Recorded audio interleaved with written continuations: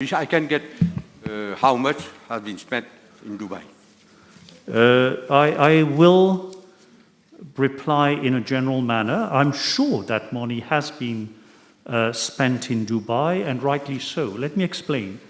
In the strategy, the 2022 tourism strategy that we did make public, and I do intend to hold a special meeting for parliamentarians of both sides of the House to present and discuss this strategy. There are, yes, I shall explain. There are two dimensions. One is consolidation of our main markets. Our main markets are in Western Europe, within the region in South Africa, and in Réunion Island. And then the next dimension are the opportunity markets, where there now exists, in the new international context, the ability to bring to Mauritius from these markets many more tourists than before. India is an opportunity market.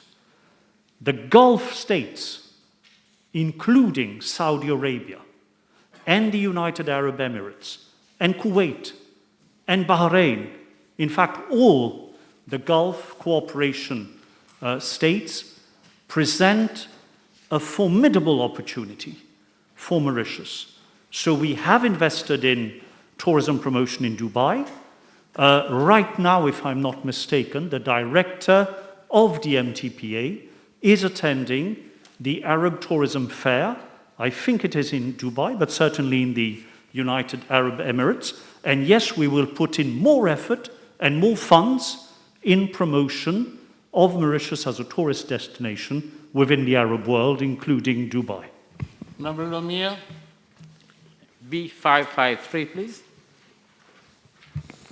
Mr. Speaker, I wish to inform the House that according to the National Disaster Scheme 2015, evacuee centers are open either when a cyclone warning clause 3 is issued by the Mauritius Meteorological Services or following a request of National Disaster Emergency Operation Command in the event of heavy rainfall, flooding. With respect to Part A of the question, I'm informed that for the year 2022, 126 families had sought refuge in the evacuee centers more than once. However, many spent the night in the centers for security reasons, as they did not feel safe in their house. Staying in the evacuee centers does not necessarily mean that the houses of these families have been damaged and they require housing support. Those who have approached the ministry with a request for housing support have been attended to. With respect to Part B of the question, I wish to highlight that officers of my ministry and the National Empowerment Foundation, in collaboration with the police department, carried out a survey to assess the extent of damages caused to the houses of 29 families who were still in evacuee centers following Cyclone Batsirai and Mnatsi in February 2022. Upon the survey, I was informed that no damage was caused to the house of one family, and one family was living in a rented house. With respect to Part C of the question, I'm informed that the following appropriate and prompt actions have been taken by my ministry and National Empowerment Foundation to assist the remaining 27 families. The names and details of the 27 families were forwarded to the NHDC, out of which 5 families have already been allocated housing units by the NHDC. The houses of 5 families have been repaired by NEF. 3 families are still occupying evacuee centers in Petite Rivière Social Welfare Center and Nehru Community Center, out of which 2 families will be allocated housing units by NHDC, and the house of 1 family is under repair. The remaining 14 families have already left the evacuee centers. After the passing of both cyclones, NEF made arrangements for the provision of school materials for the 75 children accommodated at the evacuee centers. Furthermore, it is to be noted that in accordance with the Social Aid Regulation 1984, An allowance of 188 rupees is payable per person per night is spent at evacuee centers. In addition, persons whose foodstuff have been damaged during cyclone and heavy rainfall are also entitled to an allowance of 188 per member per day for a maximum of 3 days upon presentation of a police memo certifying same. I'm informed that since January 2022 to date, cyclone allowance has been paid to 267 families for an amount of 166,568, and flood allowance has been paid to 432 families for an amount of 300,800 rupees. Thank you, Honorable Minister. Will the Honorable Minister consider increase of that basic allowance of 188 rupees daily, which is for a maximum of 3 days, for these distressed families, considering the huge increase and major hike in basic commodities these days?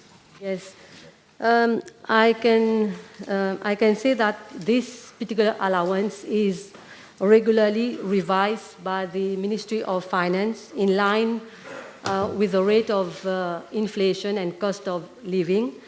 It was last visited in January 2020, and we are doing the needful for this sum to be revised. Honorable Minister, many of these people, the remaining, if I can get your answers right, 14 I think is left, of these people live in extreme poverty and very precarious conditions, having at times virtually no roof or a porous one.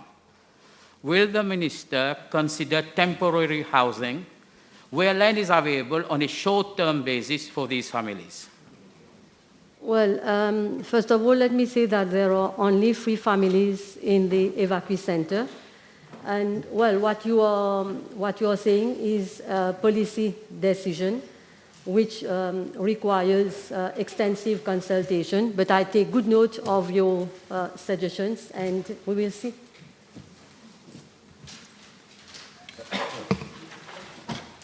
The Honourable Minister just mentioned that police memo is required before any family is entitled to an allowance.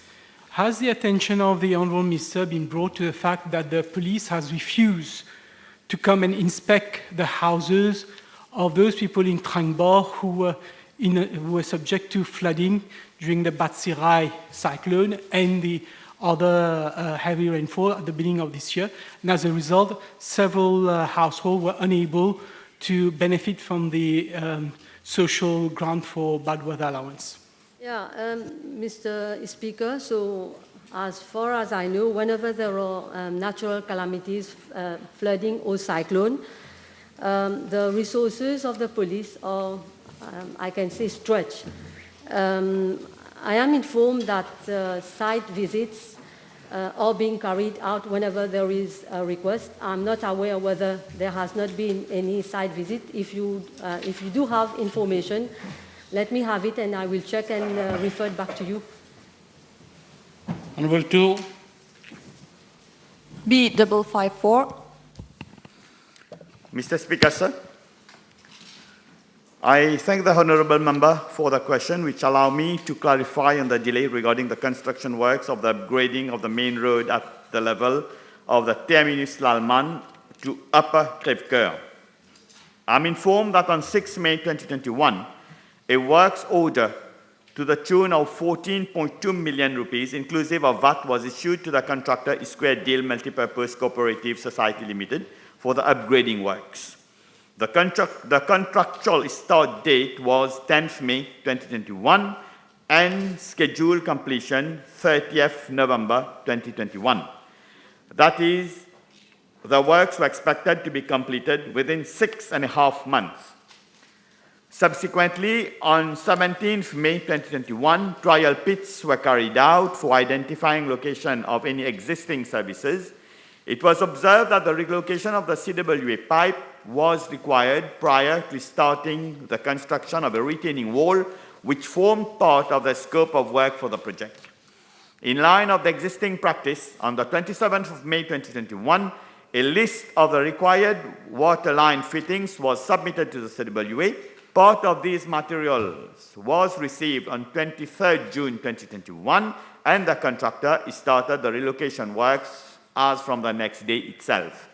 That is 24th June 2021. The remaining CWA materials have been received at a later stage, and I'm informed that these relocation works have now been completed. Mr. Speaker, sir, the reinforcement of the retaining wall structure is being prepared off-site, and the construction of the wall is expected to start on site by early June 2022. And I'm given to understand that the contractor is facing a shortage of labor. Accordingly, the construction of the retaining wall will be completed. The resurfacing of the wall will be undertaken.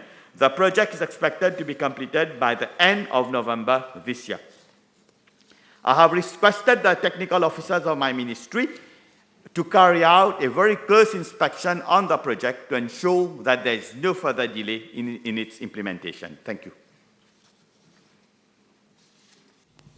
Thank you, Mr. Speaker, sir. As the Honourable Minister mentioned, the project was supposed to be completed within 6 months, and next week will mark nearly 1 year that the project is still ongoing. Can I ask the Honourable Minister that the project is completed sooner, because the current state of the road is causing a lot of predicament to the inhabitants of Crèvecoeur? We're very much aware of the situation, Mr. Speaker, sir. That matter was also taken in the last session, during the last adjournment matters. And we know that we are pressing the contractor. We are also now will have to apply liquidated damages if need be. And also decision has been taken at the NDU level not to award any further contract to that same contractor until this work has been completed. So we are doing whatever possible at the ministry level to make sure that the work is done ASAP. Thank you, Mr. Speaker, sir. I would request the Honourable Minister if you could talk to the contractor or to the officers looking after this project, if they could put some safety signage there so that they can just, there are some usagers de la route, there were some, those who go with their lorries because it's a mountainous region. So if there could be some signage there to prevent people to access the road so that we keep it safe. Thank you. It's well noted, Mr. Speaker, sir. Next question. B555.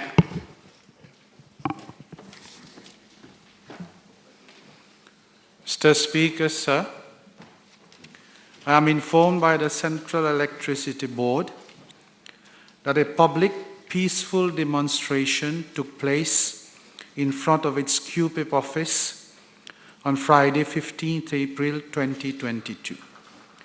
About 10 persons were present at the demonstration, of which 4 were CB employees. Out of these 4 employees, there were 2 women employees, and the remaining 2 male employees were officials of the Union of Employees of the CB and other energy sectors, that is the UECB-OES. No other CB employee had participated in the demonstration. I am given to understand that the other demonstrators were employees of Casino de Maurice, located near the premises of CB-QPIP, and could be members of the Federation of Progressive Unions, to which the Union of Employees of the CB and other energy sector is affiliated. It has been gathered that the grievances of the demonstrators pertained mostly to alleged sexist attitude of some male colleagues the perceived lack of opportunity for female employees to get promoted at the Central Electricity Board, and anomalies in salary, among others. Mr. Speaker, sir, I am further informed that the Central Electricity Board Gender Cell, headed by the Human Resource Manager of the CEB, had meetings with several employees, including the female employees posted at the QPIP office on 19th April 2022. Formal meetings and interviews were moreover carried out on 21st and 22nd April 2022 with 6 women employees, and their official statements were taken. The Central Electricity Board is investigating the matter and necessary action initiated accordingly. It is to be highlighted that the Central Electricity Board has informed that there has been no formal complaint regarding harassment received from its women employees. Mr. Speaker, sir, I am informed that the General Manager of the Central Electricity Board has met with the Union of Employees of the CEB and other energy sectors, as well as their negotiator, Mr. Jacques Bislal, on the 22nd April 2022. Both have been apprised of the situation and actions that the Central Electricity Board intends to take to remedy to the situation, and they have agreed to cooperate with the CEB to resolve any gender-related issue that may crop up. Mr. Speaker, sir, the Central Electricity Board has dealt with the matter with all the seriousness that it requires. Over the past weeks, the General Manager has been personally involved in awareness and communication campaign to sensitize employees on gender issues. The last one took place at 4 Victoria Power Station last Thursday, the 5th of May 2022. As a responsible employer, the Central Electricity Board recognizes and seeks to protect the right of all its employees to be treated with respect and dignity, irrespective of their position in the organizational hierarchy. The Central Electricity Board will pursue its efforts to ensure a harmonious working environment for all its employees. I thank you, Mr. Speaker. Sir.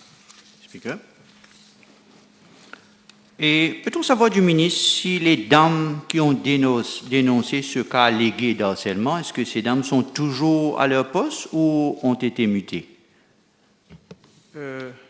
I do not have this precise information, Mr. Speaker, sir. I believe nobody has been transferred after that demonstration. But anyway, I can check the information and revert back to the honorable member. Du ministre, et il y a pas mal de dénonciations ces temps-ci au sein du CEB concernant les harcèlements, pas que des dames, mais aussi des messieurs. Est-ce que le ministre est au courant que le chef du centre d'appel, un monsieur SS, a dénoncé un cas d'harcèlement à l'encontre du General Manager du CEB? Est-ce que le ministre est au courant de cela? No, I'm not aware, Mr. Speaker, sir, but I understand that the cases that have been evoked by the honourable member happens in any other organization, but I can tell the House, Mr. Speaker, sir, that harassment, bullying, or any other sort of degrading treatment in all its form is contrary to the CB internal rules and regulation. And in accordance to, there is a CB code of conduct. In accordance to that CB code of conduct, all employees must observe the highest standard of conduct at all times within the Central Electricity Board, Mr. Speaker, sir. Merci. La section 114.3 du Workers' Rights Act stipule que les employeurs sont ceux tenus pour responsables pour toute forme de violence au travail, y compris le harcèlement. Quelle sera donc la position prise du ministère envers l'employeur responsable, dans ce cas la CEB, dans ces cas d'harcèlement si avérés envers des femmes employées par cette institution? Mr. Speaker, sir, in the question itself, the honourable member has already addressed the problem. There is going to be inquiry, and if after the inquiry has been carried out, it is concluded that the employer has been found responsible, necessary actions will be taken. Not at this stage. Merci, Monsieur le Président. Monsieur le ministre, si le cas de Monsieur SS s'avère vrai, je dis bien si, et nous parlons ici, Monsieur le ministre, du General Manager du CEB, pas un chef de section, mais le General Manager du CEB. Est-ce que le ministre peut prendre l'engagement de voir ce cas avec la direction du CEB, le board, et de voir ce qu'on peut faire? Monsieur le Président, l'honorable membre sait très bien que sa question est une question hypothétique, and it goes against the rules of this National Assembly. And I cannot reply to this question, Mr. Speaker. B556.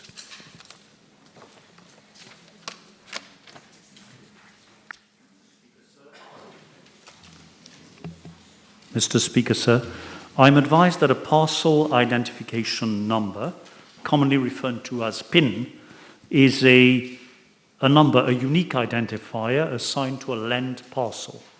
The PIN is automatically generated by the digital cadastral database of the Land Administration and Valuation Information Management System, referred to as LAVIMS. PINs are normally required for the following transactions: 1, transfer of ownership of immovable property; 2, mortgages on immovable properties; and 3, drawing up of survey reports or memoranda of survey following land survey or obtention of a morcellement permit or development permit. Application for PINs are registered, processed, and issued by the cadastre unit of my ministry.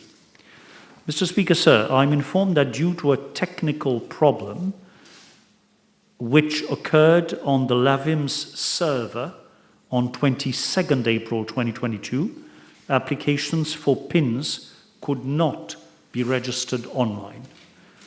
However, applications were being accepted manually and registered. At no point in time, therefore, according to the information provided to me, did the cadastre unit of my ministry cease to register new applications for PINs. I am further informed that following the intervention of the LAVIMS maintenance contractor, the system was repaired and was again fully operational on 29th April 2022. That is, applications could once again be registered and processed online.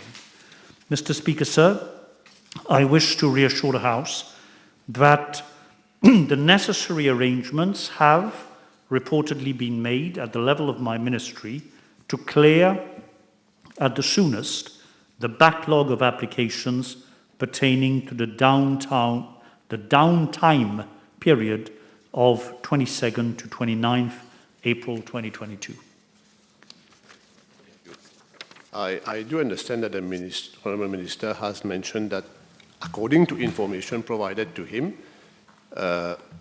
registration for PIN number were being done manually. But the information that I have, as per notice published at the desk of the Ministry itself, it reads as follows. Notice, the general public is hereby informed that the cadastre unit will not be taking applications for PINs today, 25th April 2022, due to unforeseen technical issues on the digital cadastre database management system.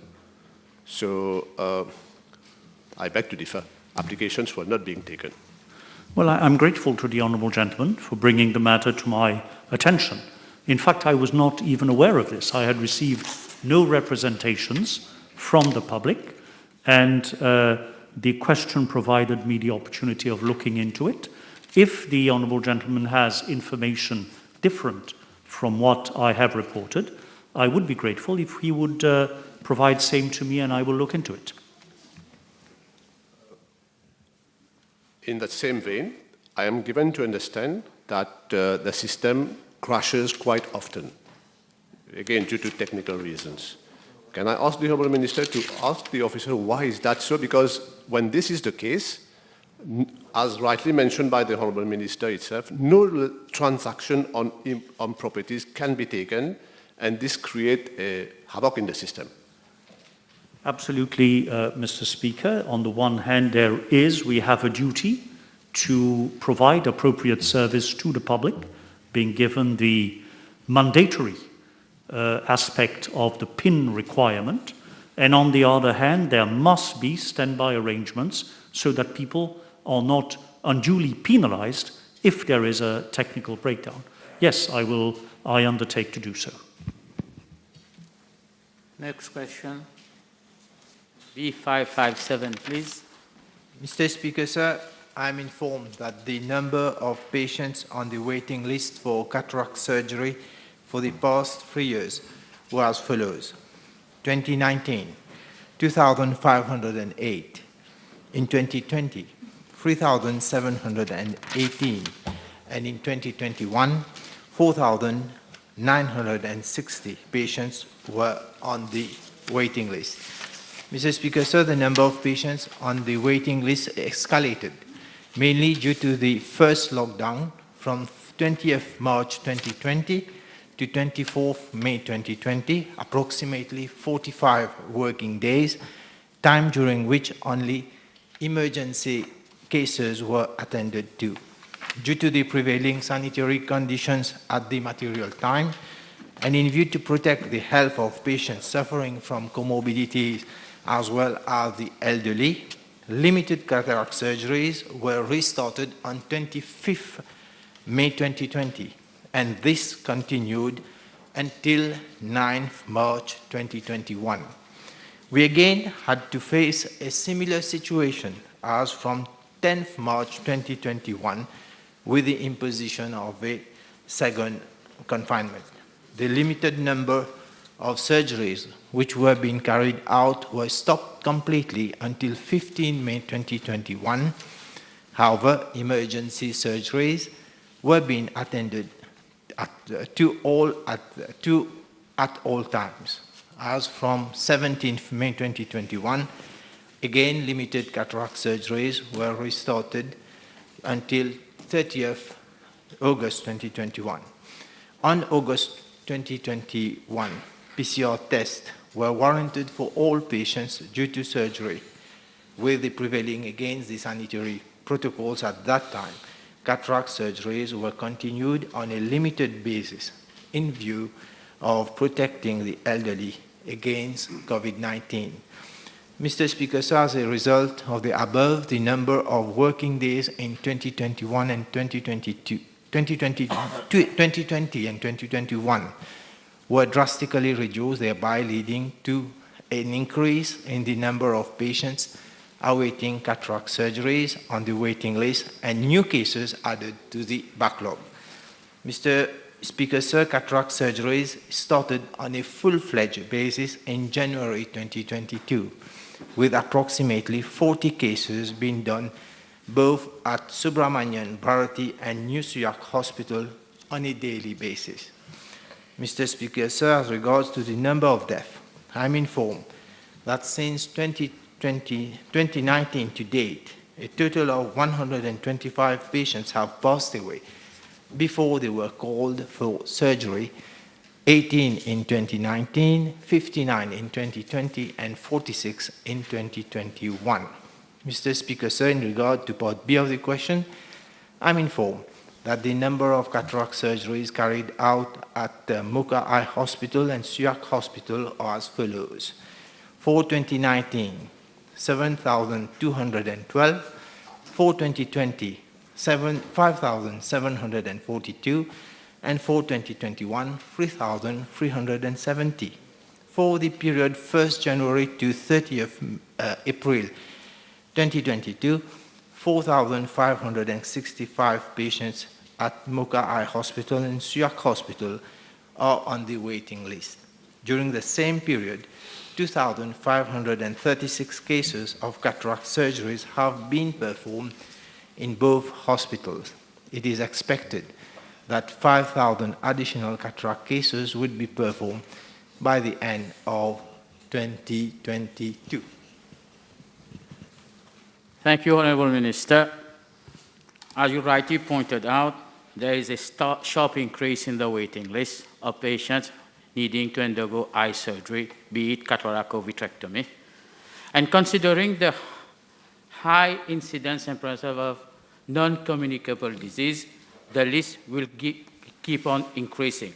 Will the Honourable Minister advise the relevant head of departments that priorities be given to those where there is a threat to independent living and employment, meaning that visual handicap be a more important criteria than visual acuity in the process of waiting? Thank you. Mr. Speaker, sir, in regard to the threat of individual patients because of their impairment in the daily living, this is the advice of the doctor, who will have to prioritize surgeries in terms of the daily living, the capacity for daily living. So this is already being catered for because surgeries, cataract surgeries, are basically routine surgeries, yet they are being placed according to priority, the severe one given the opportunity to be operated in the first hand and then subsequently others to be operated. Honourable Minister, again with regard to such an exhaustive waiting list, will the Minister or his ministry consider the option of contracting out cataract or vitrectomy surgery to private entities as to decrease the waiting time on the list despite the best efforts of ophthalmic surgeons in the government? Mr. Speaker, sir, to decrease the list, first the ministry will opt first to maximize our hospitals to do more surgeries. And what is the planning is to provide session-basis surgery so that between, let's say, for example, between 7 at night to 10 o'clock at night, additional 10 to 15 surgeries can be done, and this will help to decrease the waiting list that we have accumulated. And then it is to work with private institutions to do cataract surgeries. This obviously will have a cost implication. And we have to look at first exploiting our own resources and then look for additional, if we can work with the private sector to do those surgeries. We need to. Already canvassed, Speaker. Thank you. Thank you, Mr. Speaker. The number of ophthalmic surgeons working as acting specialists in the Department of Eye in the ministry amount to approximately 2 to 4, as I understand. And reasons, can the Minister inform the House as reasons to why these acting specialists have not been confirmed yet, despite they have been to interviews since October last year? Mr. Speaker, sir, all interviews, the process of appointing specialists is not for the ministry, it is for the Public Service Commission. Now, the Public Service Commission, who conduct the interviews, who advertise the vacancies, the ministry is to inform Public Service Commission that there are vacancies. And if the Public Service Commission has already conducted the interviews, so it is for them, the ministry only have to remind them that there exists posts and they have to appoint those specialists. Thank you, Mr. Speaker. Sir, can the Honourable Minister inform the House whether specific measures will be taken in particular for our senior citizens with regard to those who are suffering from eye problems? Thank you. Yes, Mr. Speaker, sir, in fact, the Ministry is in the process of implementing the ICOP. What is the ICOP? It is the Integrated Care for Older People Guidelines and Standard developed by the World Health Organization. Now, these guidelines will include screening programs for the elderly, for the detection of health issues, including the visual acuity, and then that will ensure that other conditions can be met up. The ICOP will be, most likely will be presenting the action plan of the ICOP in this year, by end of this year. Next question. B558.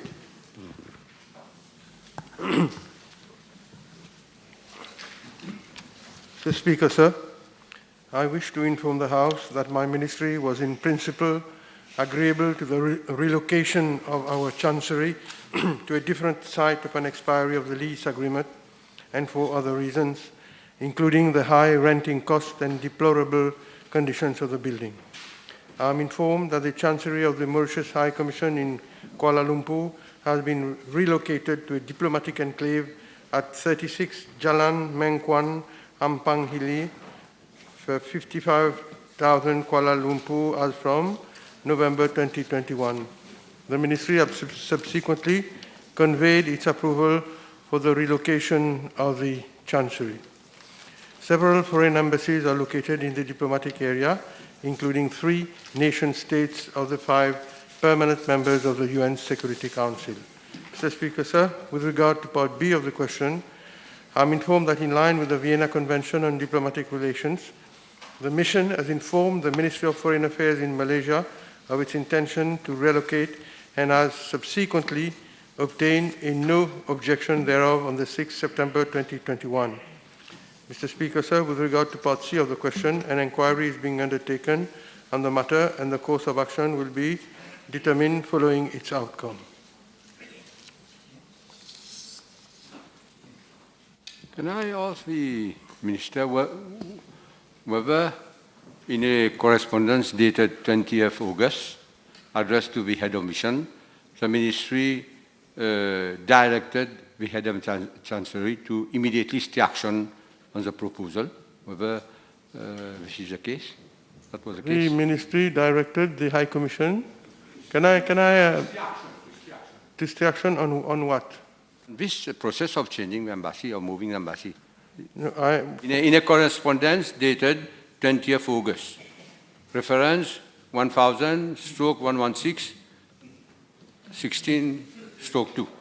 Yes, Mr. Speaker, sir. Do you have this correspondence? Subsequently, the Ministry gave its approval for the relocation to the mission.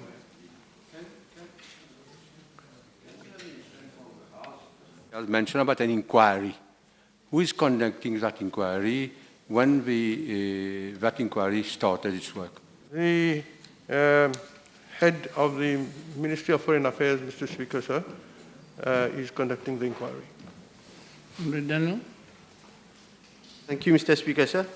Can the Honourable Minister inform the House if other diplomatic missions are located in the diplomatic area, and if yes, which ones?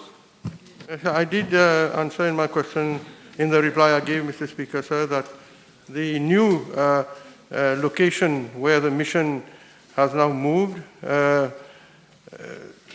is, in fact, harbors 5 permanent members of the 3 nation-states of the 5 permanent members of the UN Security Council.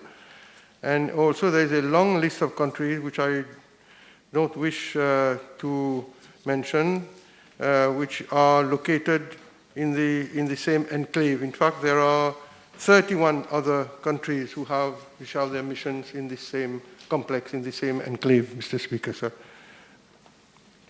Mr. Speaker, sir, just for clarification, may I know from the Honourable Minister, is he saying that the High Commissioner of Mauritius in Kuala Lumpur took it onto himself to identify a new place and move to that new place, and it's only then that the Ministry was informed, and this is the reason why now the Ministry is conducting an inquiry into the same? Did I understand correctly the situation?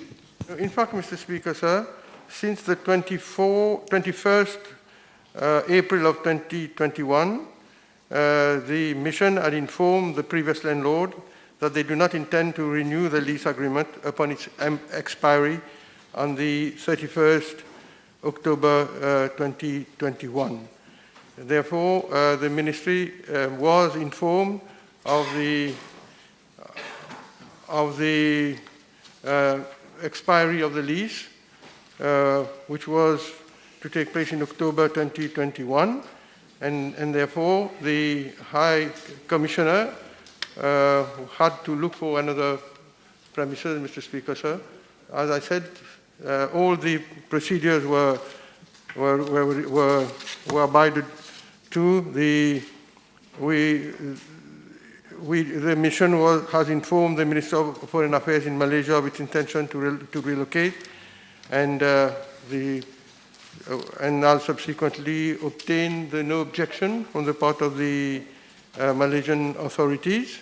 So all the procedures were respected, Mr. Speaker, sir. The table has been advised that PQ B568, B609 have been withdrawn. Next question. B559. Mr. Speaker, sir, Vallée des Prêtres is indeed a highly built-up area, with its main access and exit being along Bernadette de Saint-Pierre Road, B143, which connects to Abdul Razak Muhammad and Pamplemousses Street, B32, through a junction. A second major junction in this region is located where Military Roads adjoins Abdul Razak Mohammed Street, connecting Kédé to Vallée des Prêtres, Cité Martiale, and Plaine Verte. I'm informed by the Road Development Authority that both these junctions are operating beyond capacity during peak hours, thus causing long queuing along the main roads. The traffic congestion during peak times has reached a saturation point for which an immediate solution is required to relieve the traffic load thereat. In this connection, consultations have been held with relevant stakeholders, namely RDA, Traffic Management and Road Safety Unit, the Police Department, members of National Assembly of the constituency, and Parliamentary Private Secretary and Minister Lejonga, with a view to identifying a solution to resolve the problem. And I wish to thank my colleagues of the constituency for their extensive support in conduct of the consultation exercise. Mr. Speaker, sir, I'm pleased to inform the House that as a short-term resolution to relieve the traffic congestion, the following measures have been agreed to for implementation as a priority. Firstly, signalization of existing junction along the road B32. Second, provision of a right turning lane for vehicles heading towards Vallée des Prêtres at the junction B32, B43. And thirdly, construction of a dedicated eastern lane, which will connect road B143 to the Military Road and Abdul Razak Mohammed Street junction for traffic coming from Vallée des Prêtres heading toward Plaine Verte. I'm informed that the project will be implemented under the framework agreement of the RDA to the tune of 35 million, inclusive of VAT. With regard to the long-term measures, the matter is still under consideration at the level of my ministry, and on which the consultation exercise will be pursued. Thank you. I wish to thank the Honourable Minister for this project, since it is a long overdue one. Can the Honourable Minister inform the House when the works will start? The work is expected to start in July 2022 and will last for at least 6 months.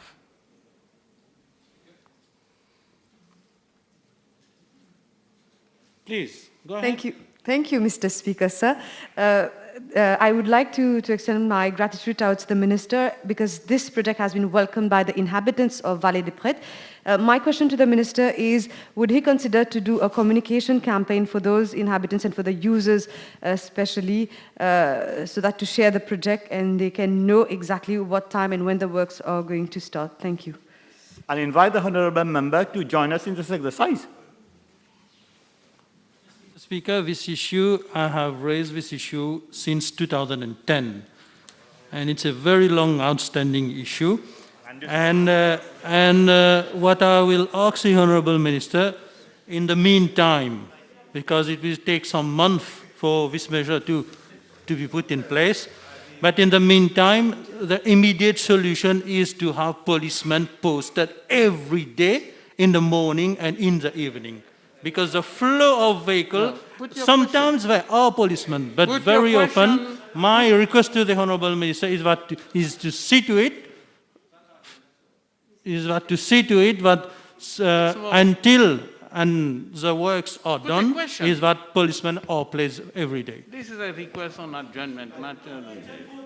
No, you have no question. I don't know if the minister will answer, but you have no question. In my view, no.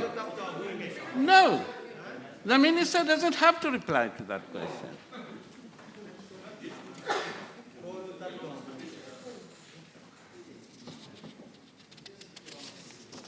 Next question. 560. Mr. Speaker, sir,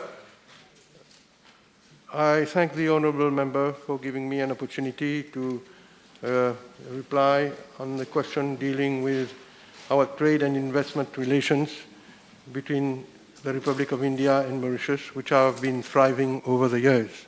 Sir, Mauritius and India signed the Comprehensive Economic Cooperation and Partnership Agreement, the SECPA, on the 22nd of February 2021, which entered into force on the 1st April of 2021.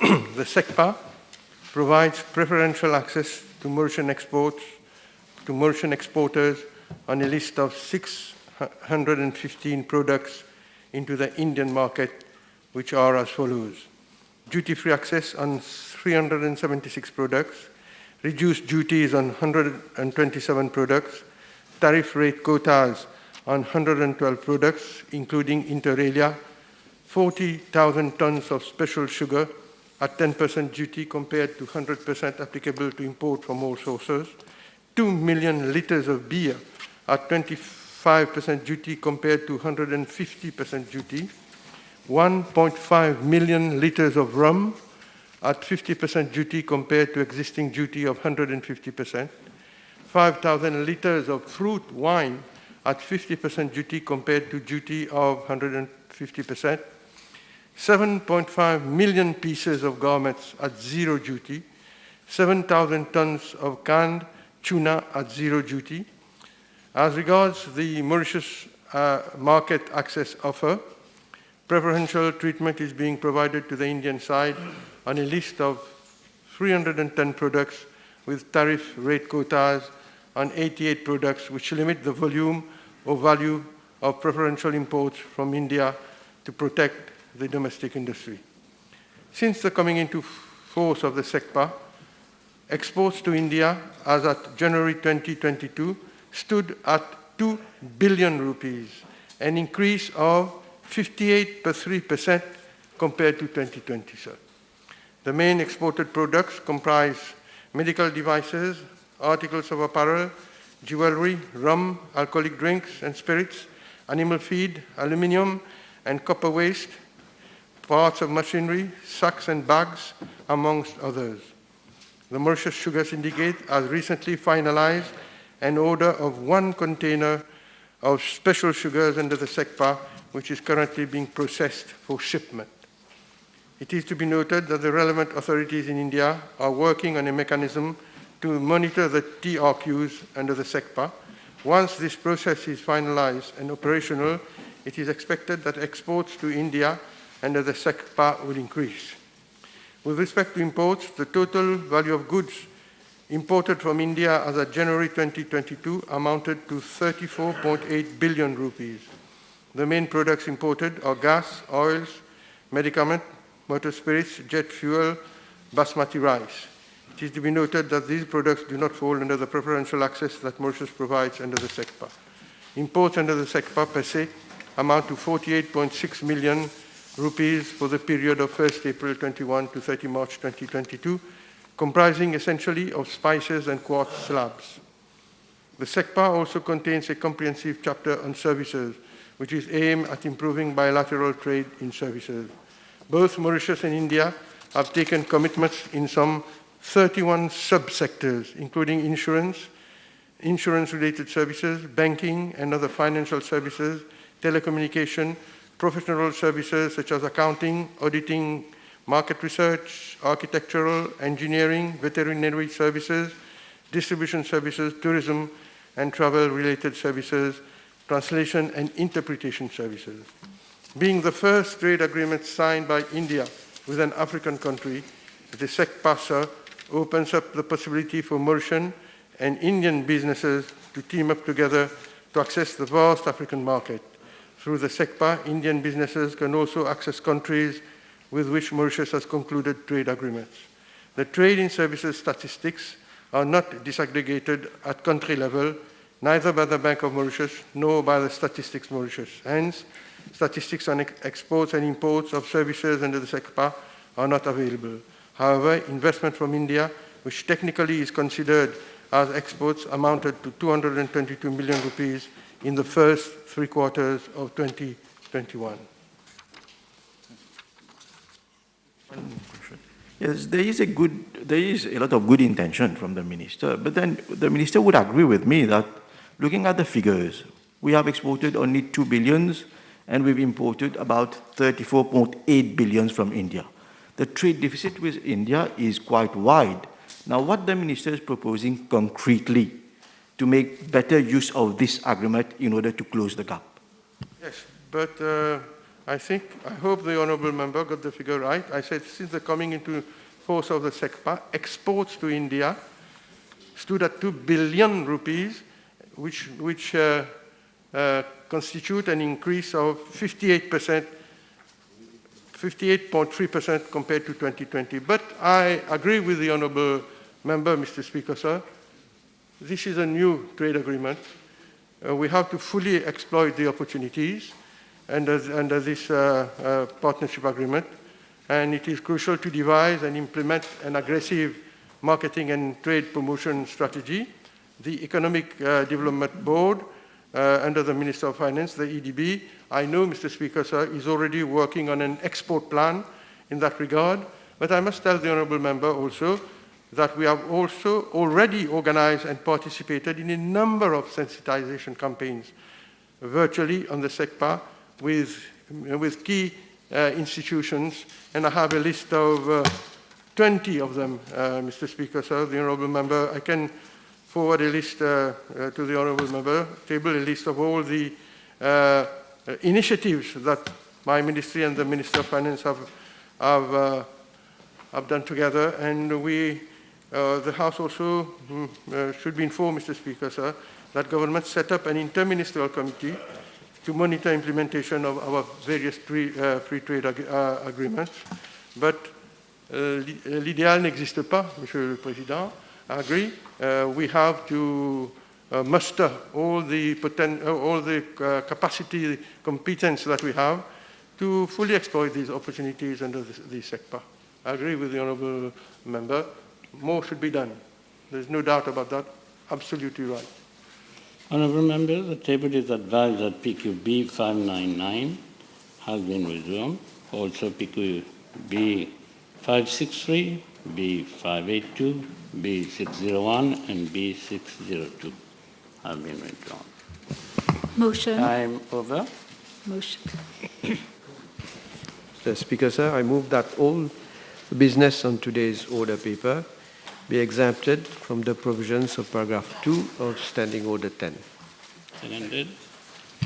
The question is that all the business on today's order paper be exempted from the provisions of paragraph 2 of Standing Order 10. Those in favour say aye, those against say no. The ayes have it. Statement by Minister.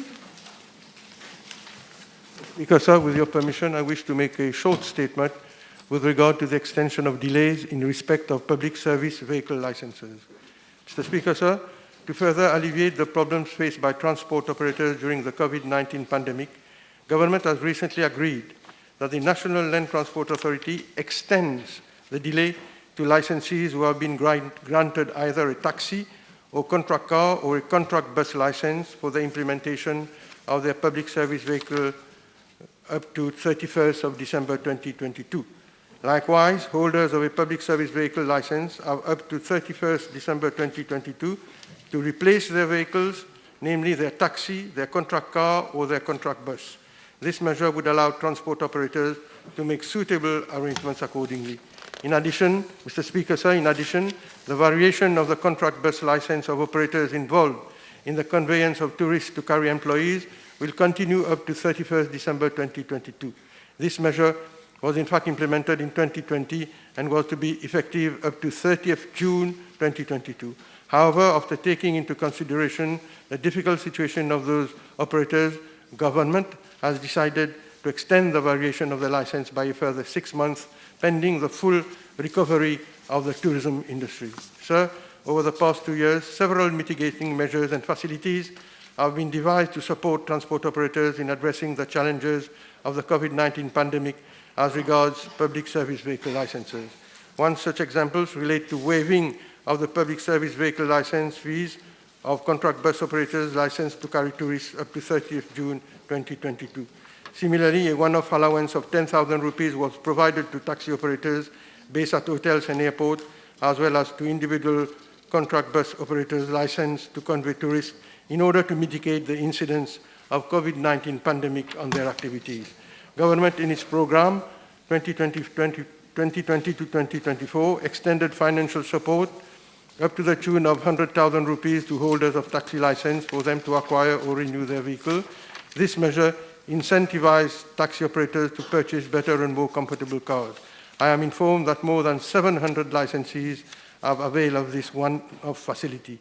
Likewise, the setting of the Taxi Operators Welfare Fund would also ensure that the social and economic well-being of taxi operators are met, as the fund would provide loan and financial facilities and will set up specific schemes and welfare activities in favor of taxi operators and their families. Furthermore, the replacement age of a contract car was revised from 5 to 6 years in order to alleviate the situation of contract car operators. All these measures demonstrate that government is sympathetic to the plight of the transport operators, and the extension of delays would give a breather to holders of public service vehicle license amidst the present situation. Mr. Speaker, sir, once again, I wish to reassure the House that the stance of this government is and would always be geared towards enhancing the transport sector. I thank you, Mr. Speaker. Public Bill, first reading. Minister. Mr. Speaker, sir, I move that the Road Traffic Amendment Bill be read for the first time. Seconded. Seconded. Mr. Speaker, sir, I move that the Supplementary Appropriation 2020-2021 number 3 Bill, number 7 of 2022 be read the first time. Second. Motion. Honourable members, before I allow the floor to the Leader of the Opposition, I have a short announcement.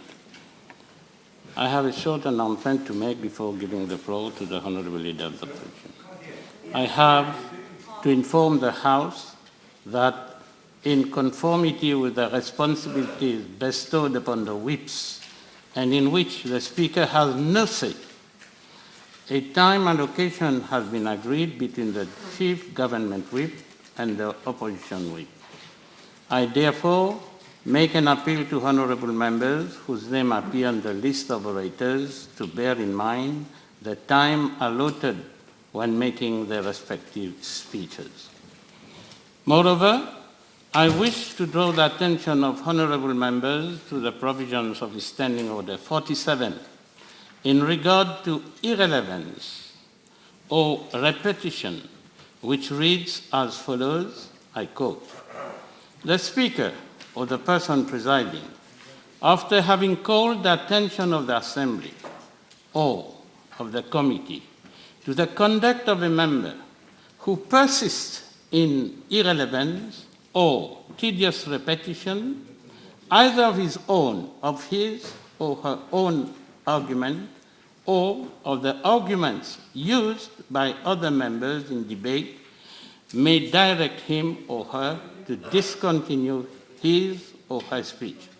I therefore invite honourable members to accordingly not indulge in irrelevance and tedious repetition, failing which I will have no choice than to interrupt them. Honourable Leader of the Opposition. Mr. Speaker, just to inform you that if ever I run over the 40 minutes allocated now, it will be deducted from the time at summing up.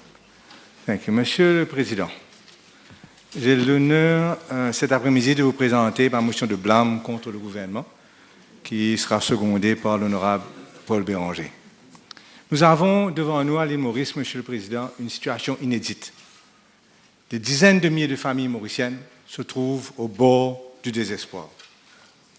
Face à la colère du peuple qui s'est exprimée récemment dans des émeutes à travers l'île, j'ai la responsabilité cet après-midi, Monsieur le Président, de porter la voix de la population ici même à l'Assemblée nationale.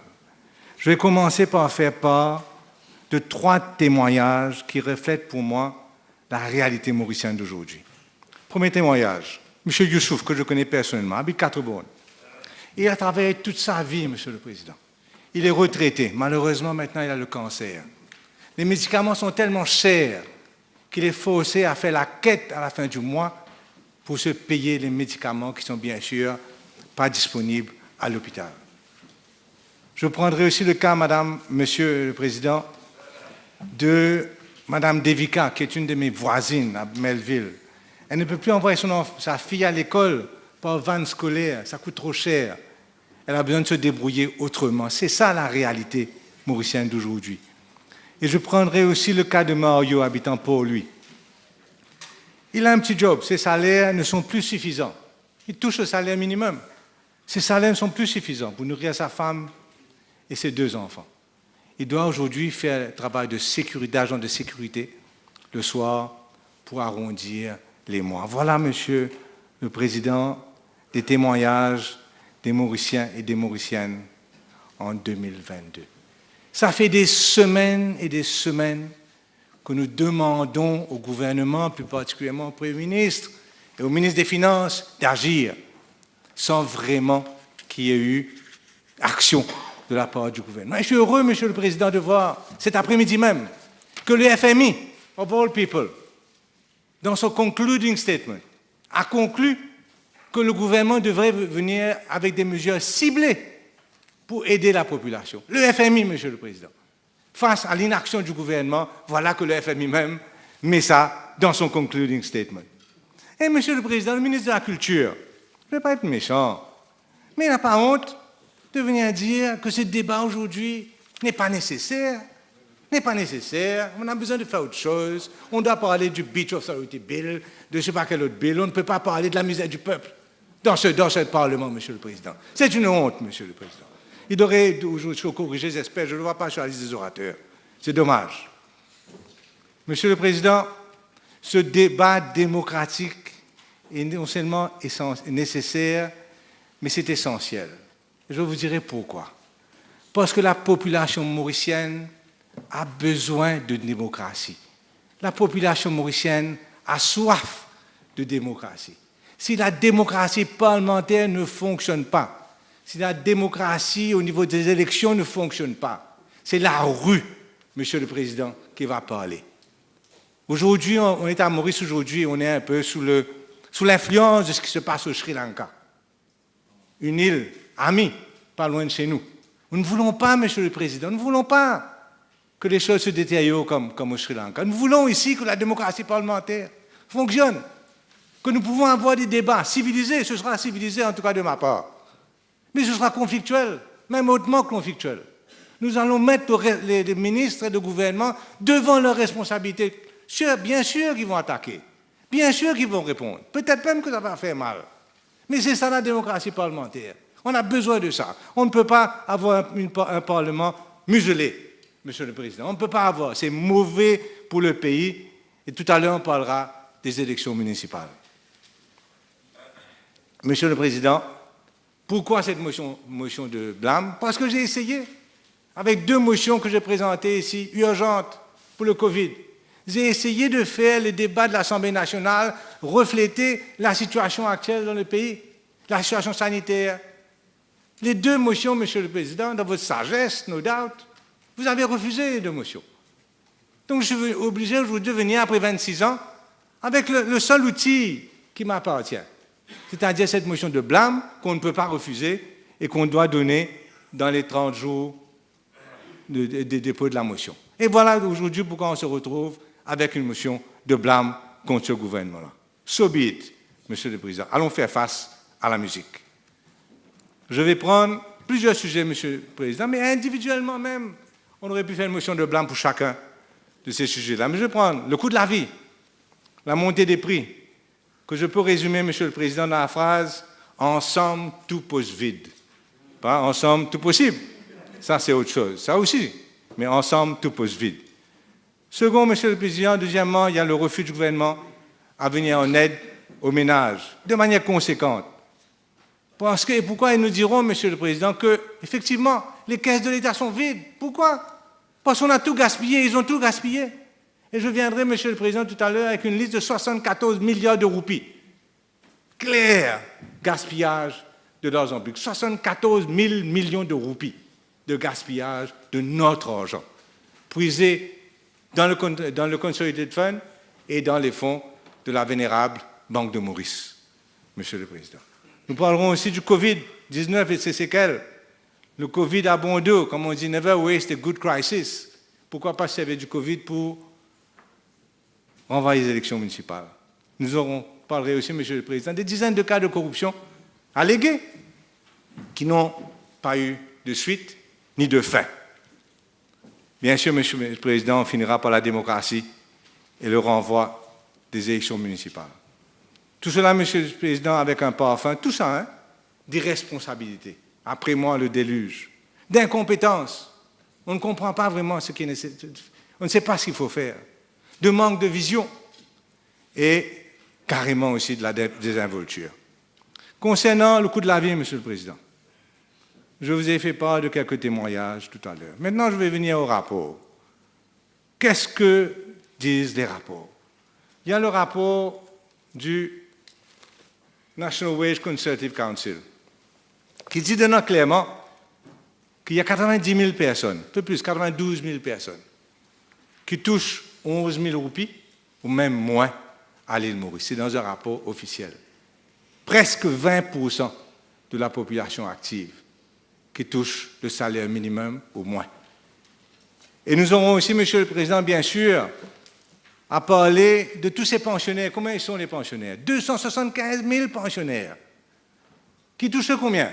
9 000 roupies, parce que ça n'a pas augmenté depuis 2 ans et demi. 9 000 roupies par mois. Qui fait combien, Monsieur le Président? 365 000 personnes qui ont moins de 11 000 roupies pour vivre, pour faire durer les 30-31 jours du mois. Monsieur le Président. Ce sont les nouveaux pauvres de l'île Maurice. Sans oublier, bien sûr, la classe moyenne de plus en plus dépossédée. Maintenant, vous pourrez dire, ah, c'est Xavier Duval qui dit ça. Mais non, ce n'est pas Xavier Duval qui dit ça. Voilà le rapport de la Banque mondiale, cette fois-ci. Systematic Country Diagnosis. Soyez à la page 14, Monsieur le Président. Ce que ça dit. Ce qu'ils disent, Monsieur le Président, c'est qu'à Maurice, on a connu un rapid reversal of progress against poverty. Page 14. Depuis 2012, j'étais ministre des Finances en 2012, il y a eu une amélioration dans la pauvreté. Et après, aujourd'hui, une détérioration. La Banque mondiale parle de 16% de Mauriciens qui sont pauvres sous le seuil de pauvreté. C'est 16%, Monsieur le Président. Maintenant, voilà, allons parler de ce salaire minimum de 11 000 roupies. Qu'est-ce que ça représente aujourd'hui, Monsieur le Président? Nous avons une inflation officielle de 11%. Le ministre des Finances a parlé de 5% l'autre jour. Je ne sais pas quel chiffre qu'il a pris. Le ministre des Finances, le ministre des Premiers a parlé de 8%. Là, le FMI aujourd'hui parle de 11,4% pour 2022, Monsieur le Président. Ça, c'est la vérité. Mais comme on sait, l'inflation n'affecte pas tout le monde pareil.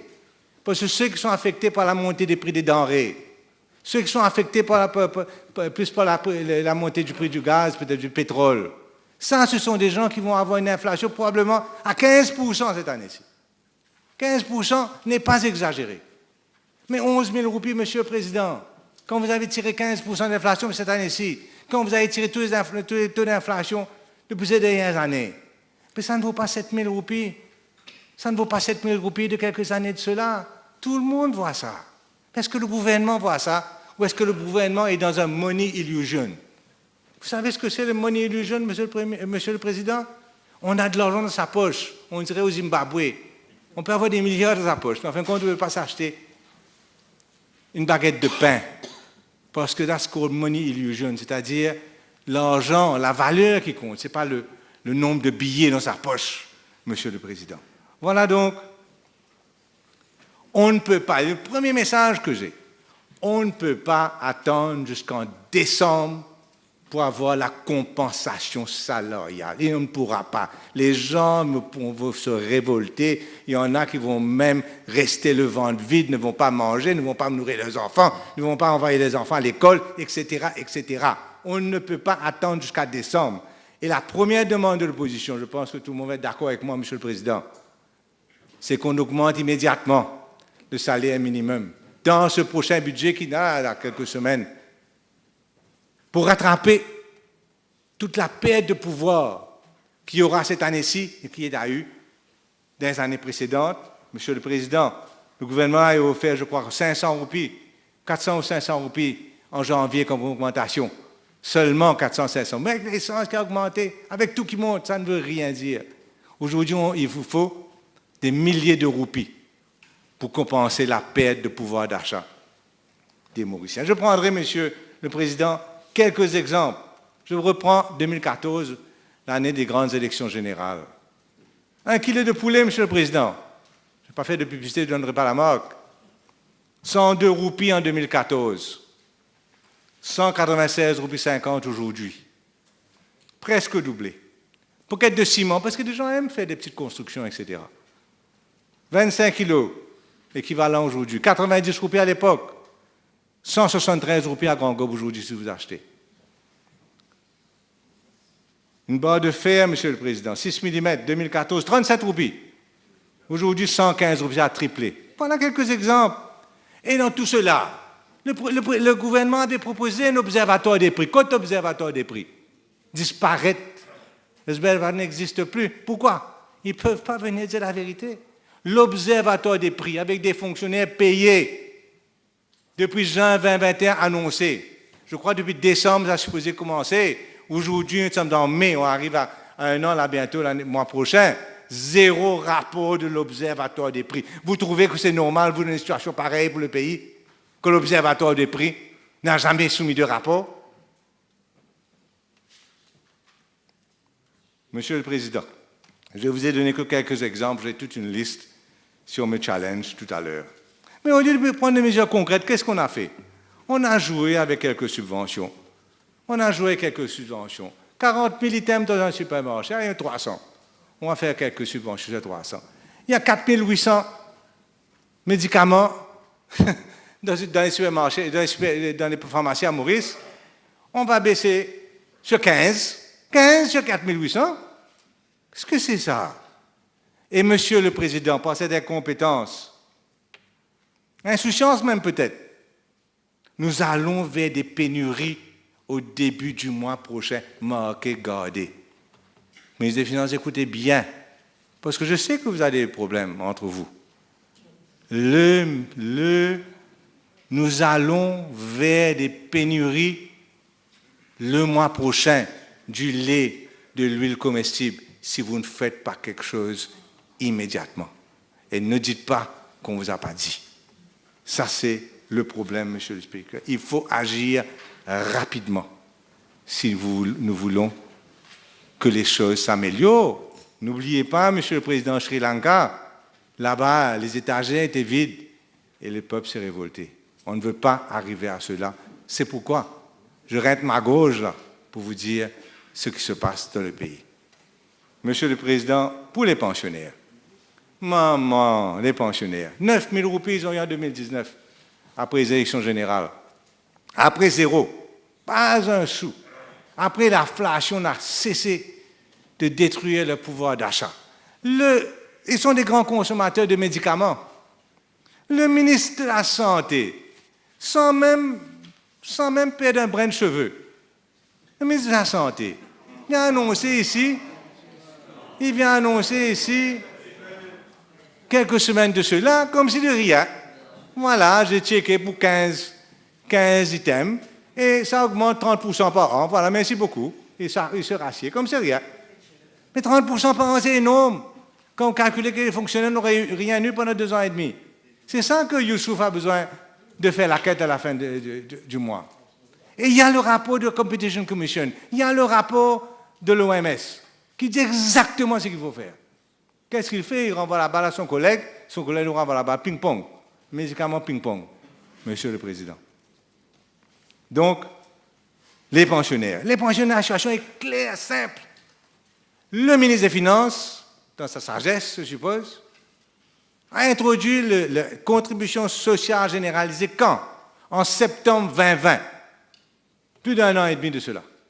Il a ramassé à ce jour, si on croit ces chiffres, dans le Consolidated Accounts et dans le rapport de l'audit, 15 milliards de roupies va ramasser, je crois, jusqu'à la fin du mois prochain. 15 milliards de roupies ramassés sous le CSG, pas un sou dépensé, Monsieur le Président. Vous trouvez ça normal, vous? Alors que les pensionnaires souffrent. On taxe les gens et on garde l'argent, on garde un war chest pour pouvoir annoncer de belles choses à la veille des élections générales, alors que les gens souffrent aujourd'hui. 15 milliards de roupies, il a ramassé, Monsieur le Président. 15 milliards de roupies, et plus qu'il n'en faut, pour donner à chacun des 275 000 pensionnaires 2 000 roupies d'augmentation par mois. Calculez, Monsieur le Président, vous verrez. Comptez 13 mois, vous allez voir qu'il y a de l'argent qui va rester même ça. Il y a de l'argent qui va rester même ça. Et pourquoi donc refuser à ces pauvres pensionnaires une augmentation méritée, une augmentation qui est déjà taxée? L'argent est déjà là. Quel gouvernement sans cœur, Monsieur le Président, pourrait refuser cette augmentation aux pensionnaires qui ont travaillé toutes les années, des dizaines, des vingtaines, trentaines, quarantaines, dans les champs, dans les usines, dans les cours, dans les maisons? Les Tidjimoun, on leur refuse le droit de vivre bien alors que l'argent est là, Monsieur le Président. Maintenant, j'ai parlé des médicaments. Nous avons vu des centaines de millions, même des milliards de roupies de gaspillage. On parlera tout à l'heure de molnupiravir, etc. Est-ce que vous savez, Monsieur le Président, qu'il y avait une chose, paraît-il, que le gouvernement fait bien, c'est-à-dire ce Medical Negligence Standing Committee. Ce fameux Medical Negligence Standing Committee avec un président, M. Dnek-Chedi. Ils ont cessé de fonctionner, Monsieur le Président. Pourquoi? Alors qu'il y a des cas de négligence par milliers, tous les mois dans les hôpitaux. Allégués. Le Medical Negligence Standing Committee a cessé d'opérer. Pourquoi? Parce que le ministère leur a refusé quelques milliers de roupies pour pouvoir fonctionner. Leur a refusé des fonctionnaires pour les aider dans leur travail. Voilà le résultat de l'honorable Jagatpal, ses efforts, supposément. 0. Oui, vous allez répondre, s'il vous plaît, je compte sur vous. Vous allez dire, je suis sûr que vous allez trouver les fonds, s'il vous plaît. Vous allez dire que vous allez trouver les fonds pour payer ces personnes-là. Parce que c'est un drame. Moi-même, j'ai soulevé beaucoup de cas de négligence médicale ici même. Venons aujourd'hui maintenant sur la taxe sur l'essence. Tous les pays du monde ont baissé la taxe sur l'essence. Tous les pays du monde. Pourquoi? Parce que l'augmentation, nous espérons, est temporaire.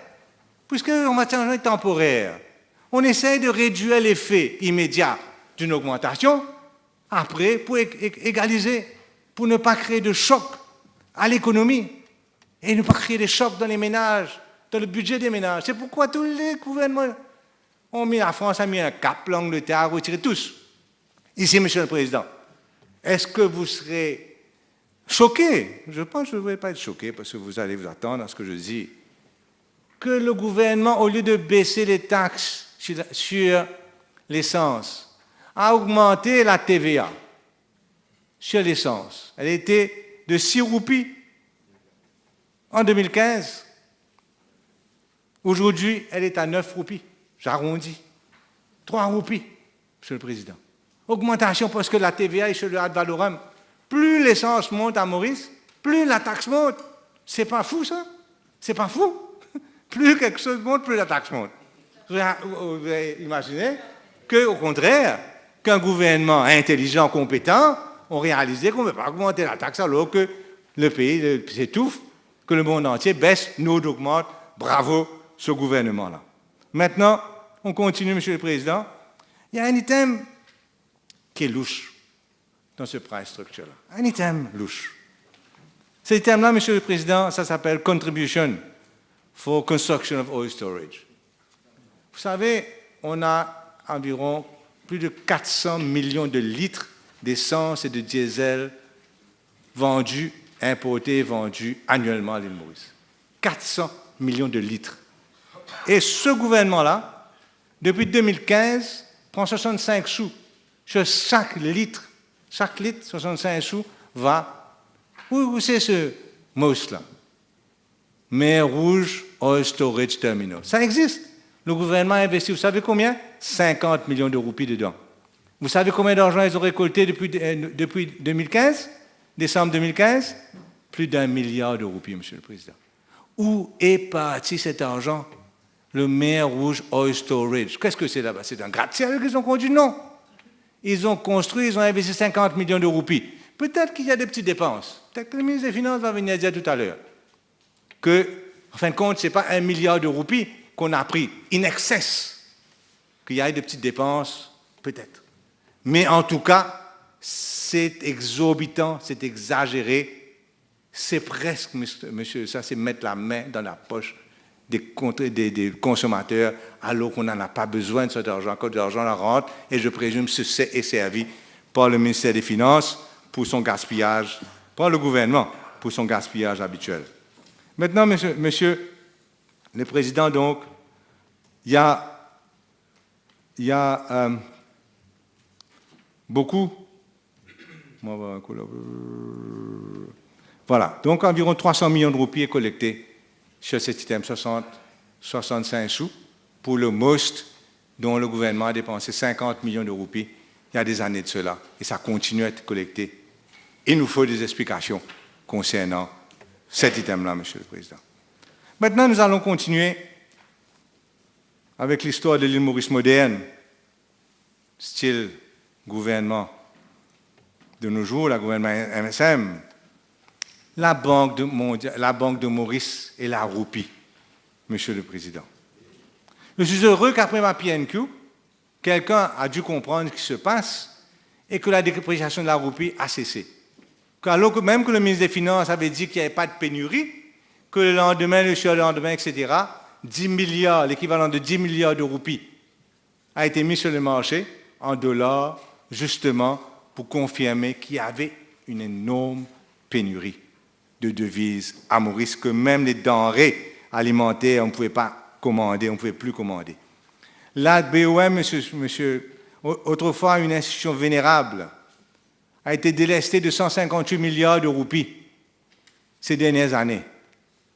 Comme si it was free money. Elle a été fragilisée mais comme jamais avant.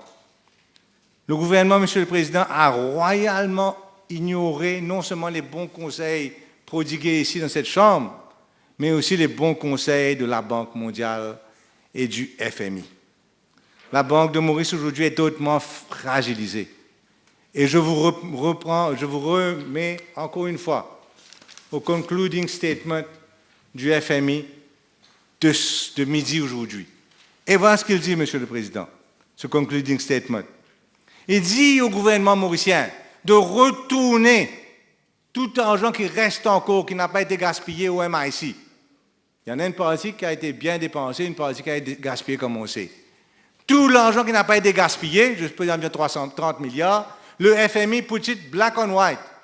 returned unspent money to the Bank of Mauritius. Voilà les instructions que le FMI, les conseils que le FMI donne au gouvernement mauricien aujourd'hui, à mai 2022. Retournez. Et ils vont plus loin, Monsieur le Président. Ils disent comme ça que les pertes éventuelles de la Banque de Maurice, parce qu'elle n'est pas loin de la faillite de la Banque de Maurice, avec un mouvement d'échange, que les pertes éventuelles de la Banque de Maurice devront être couvertes par le contribuable mauricien. Exactement ce qu'on a dit combien de fois. Tellement on a appris, il ne reste plus de réserve, un mouvement contraire, des dépenses unexpected. La Banque de Maurice se trouve en négatif. Et, thank God for IMF, viens dire ici, viens dire ici. Le ministre des Finances a disparu, je pense qu'il ne peut plus entendre. Alors il a dit, comme ça, consequent with the BOM Act,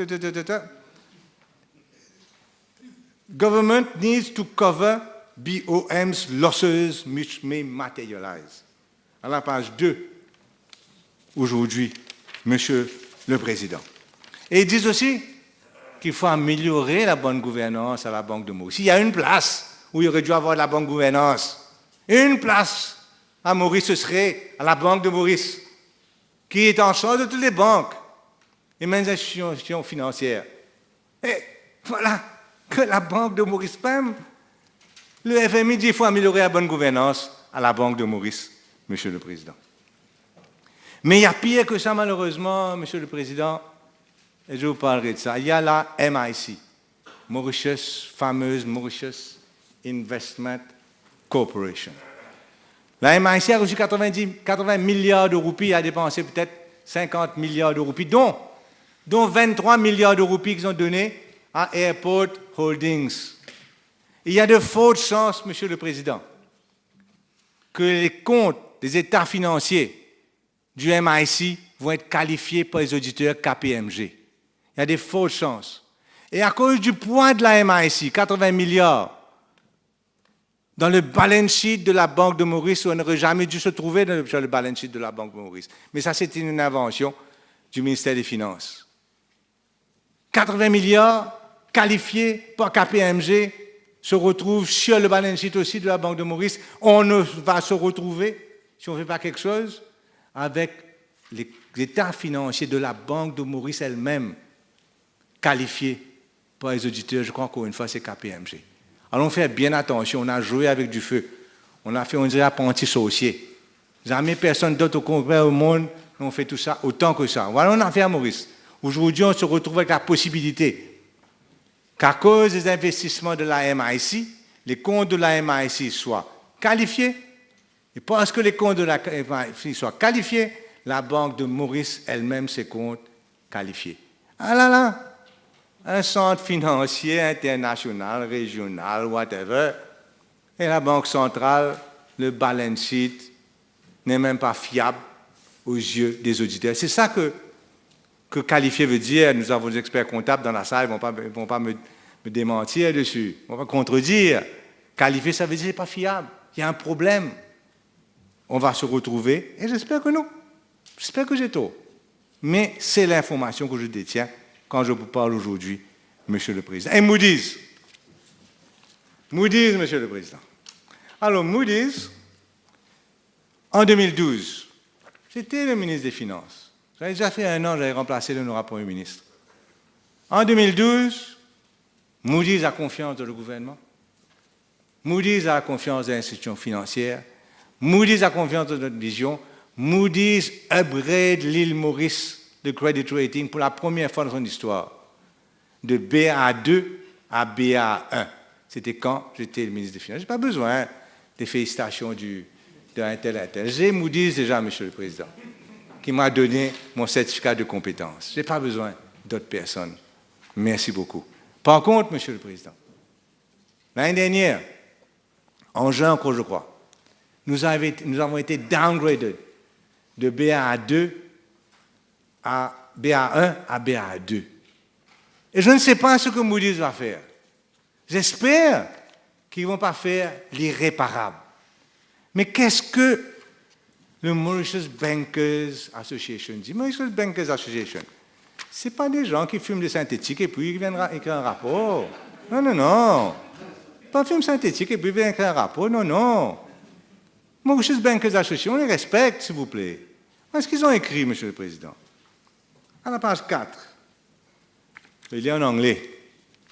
On the current trajectory, Mauritius could be further downgraded to PAA3, the last investment grade notation. Et quand ça arrive, si ça arrive, automatiquement toutes les banques de Maurice vont se retrouver junk status, parce qu'ils vont être toujours plus bas que le pays lui-même. Et Monsieur le Président, qu'est-ce que ça veut dire pour les banquiers? If this were to happen on this current trajectory, qui disent, c'est-à-dire on va vers ça, a loss of existing and new business would be highly likely. Alors là, maintenant, la poule aux yeux d'or. La poule aux yeux d'or. Aux œufs. Aux yeux aussi, peut-être. Aux œufs d'or. Highly likely to lose new business. Qu'est-ce qui va rester de l'économie mauricienne? On va continuer à vendre des terres, je suppose. Faites attention. Vous avez un budget, Monsieur le ministre des Finances, vous avez une autre responsabilité devant vous.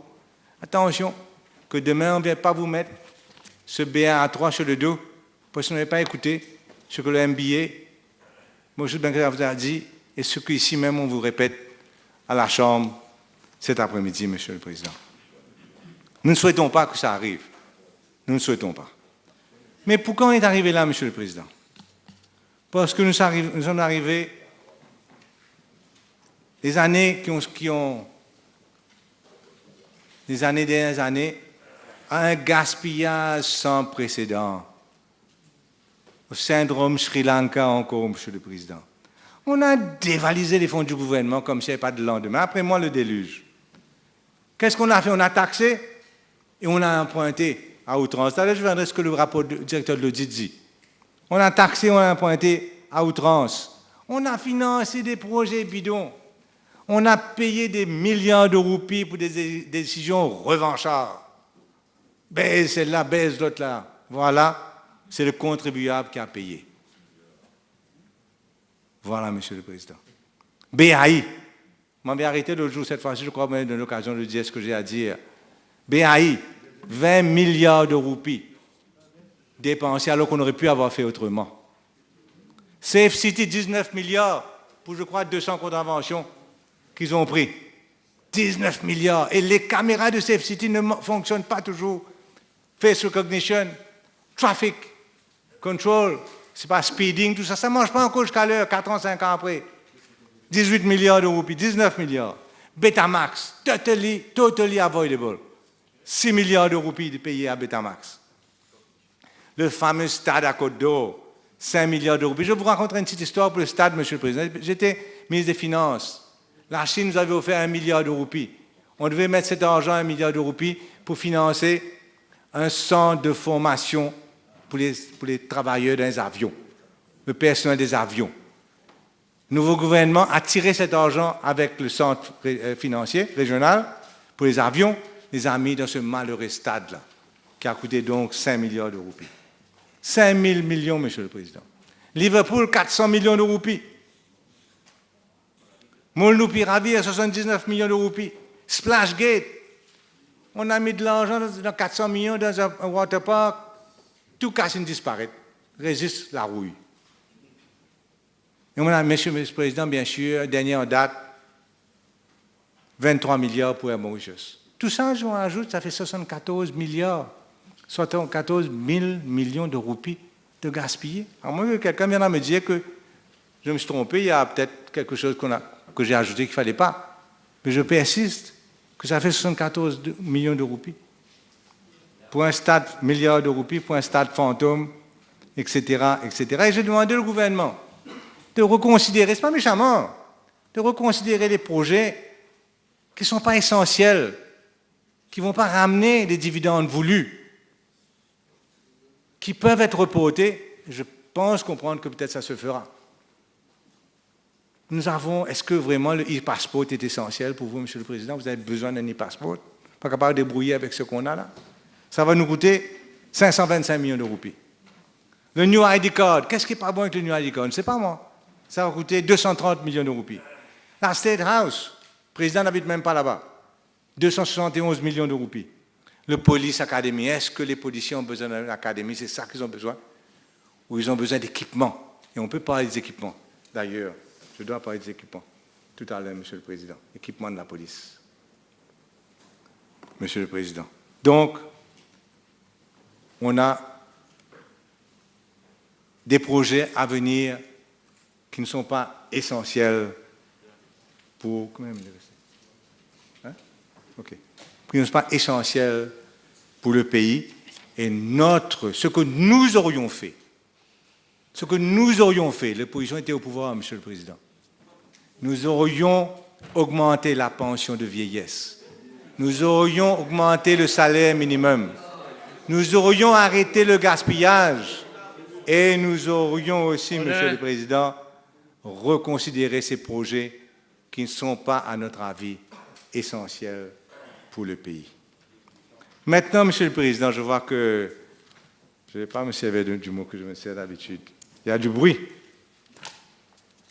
Voilà, Monsieur le Président, qu'est-ce que le rapport de l'audit dit sur ce fameux gouvernement-là, Monsieur le Président? Qu'est-ce que le rapport de l'audit, ce vénérable fonctionnaire, qu'est-ce qu'il dit? À la page 38, Monsieur le Président, le directeur de l'audit, je crois, est choqué par la dette publique. Il est choqué, il dit comme ça, Monsieur le Président. Premier paragraphe, page 39, Monsieur le Président. Vous savez combien le servicing de la dette publique a coûté en 2021, l'année dernière, en 12 mois? Combien ça a coûté d'après vous? Je vous dis, Monsieur le Président, que le directeur de l'audit a chiffré le servicing de la dette publique à 110 milliards de roupies. 110 milliards, 400 millions de roupies. Comparez ça, Monsieur le Président, je regarde mon ami, l'honorable Jongard, son budget pour son ministère, tout compris, hein, incluant de l'O247, 3 milliards de roupies, Monsieur le Président. L'éducation, je crois, un petit peu plus, la santé, 13 milliards. Ici, 110 milliards. On l'a emprunté, on doit repayer. C'est ce qu'on a repayé. Et c'est 20 milliards de plus que l'année précédente. Et peut-être cette année-ci, ça va être encore 20 milliards de plus. Où est-ce qu'on va? Il n'y a personne qui réfléchit. Il n'y a personne qui dit que 110 milliards de roupies de debt servicing, c'est énorme que cet argent aurait pu servir à faire tellement de choses, tellement de belles choses pour le pays. On a emprunté, on a mis 74 milliards de roupies dans des projets, même on ne sait même pas pourquoi on a fait ça aujourd'hui, et on paye 110 milliards de debt servicing. Ça, c'est ce que le ministre des Finances veut peut-être oublier. C'est la page 39 du rapport de l'audit de l'année dernière. Comme je vous dis, Monsieur le Président, 3 milliards de roupies pour le ministère des Travaux publics, pas Travaux publics, Énergie et Utilité publique, promotion touristique, 308 millions. Voilà, 308 millions, promotion touristique, 110 milliards, la dette publique, Monsieur le Président. Ça, c'est la vérité des chiffres.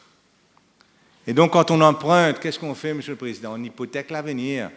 On hypothèque les générations à venir. Voilà, et ces pays qui ont des problèmes là aujourd'hui, le Pakistan, le Sri Lanka, ok, c'est avec la Chine. Nous, c'est un petit peu différent. Mais ce sont des pays, pourquoi ils sont dans une situation comme ça? Pourquoi ils sont in default? Parce qu'ils n'ont pas pu repayer la dette. Alors imaginez maintenant, monsieur, allons voir l'avenir. Où on en est maintenant, l'avenir? L'Allemagne est en récession. L'Angleterre est en récession. Je présume toute l'Europe va être en récession avec la guerre en Ukraine et la montée des prix. Toute l'Europe. C'est notre marché principal. La guerre en Ukraine va affecter le tourisme.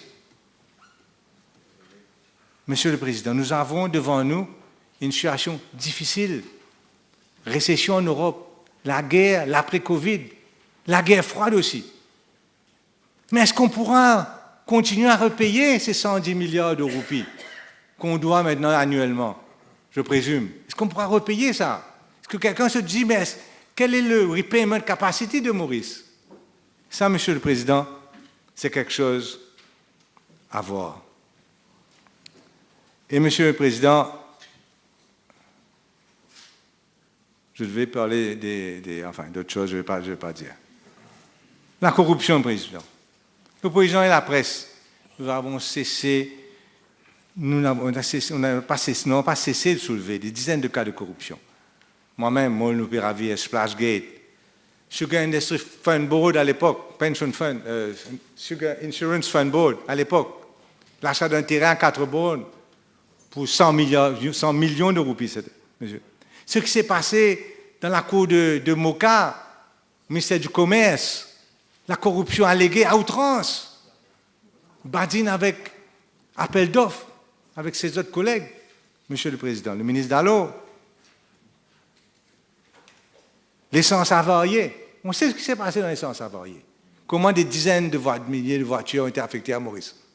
Parce que l'essence n'était pas according to specifications. Pack and blister, etc. Mais où est la finalité? Je soulève ça, Monsieur le Président, parce qu'on ne peut pas demander à la population de serrer ceinture. Et de l'autre côté, l'impression est donnée que rien n'est fait pour arrêter et punir les coupables. Les gens ne vont pas accepter ça. Les gens ne vont pas accepter, les gens peuvent accepter s'ils voient que tout le monde se sacrifie, que tout le monde fait des efforts. Mais ils ne vont pas accepter s'ils pensent que les gens ne font pas des efforts. Et qu'en fin de compte, il y a une classe de gens qui sont au-dessus de la loi et une autre classe qui doit même payer jusqu'à 2000 roupies s'ils ne portent pas les masques, Monsieur le Président. Donc, Monsieur le Président, je viens sur le Covid-19, la Covid-19. Never waste a good crisis. Ce dimanche, c'est le dernier chiffre que j'ai vu. Il y a eu 15 cas de Covid à Maurice. Aucune admission à ENT. Aucune admission à ENT. Dimanche. Les chiffres officiels, un peu douteux d'ailleurs tout le temps, mais enfin, officiels du ministère de la Santé. Aucun cas, Monsieur le Président. N'est-il pas l'heure de retourner aux Mauriciens leurs droits fondamentaux? Retourner leurs droits fondamentaux. Ce n'est pas 15 cas de Covid dans un pays qui va nous empêcher à vivre.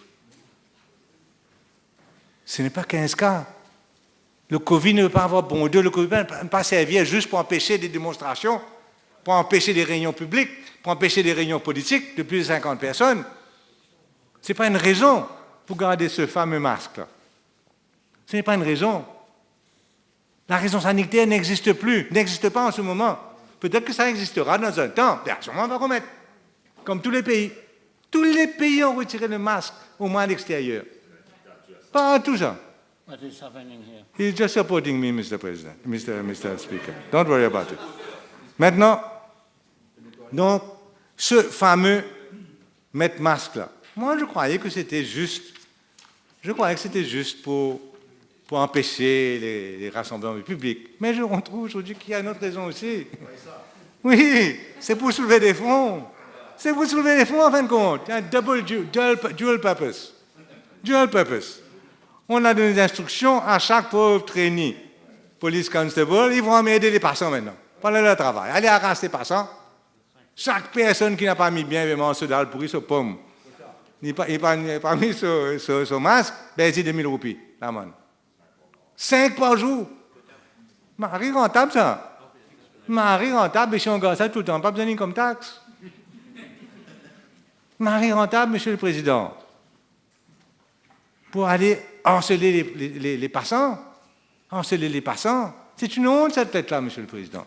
Signé par un divisional commander. Si vous avez besoin, je crois que ça a été dans la presse, je n'ai pas besoin de table, change de table. Voilà donc la situation. Et ça, on ne parle que des trainees. Les autres, là, les policiers normaux,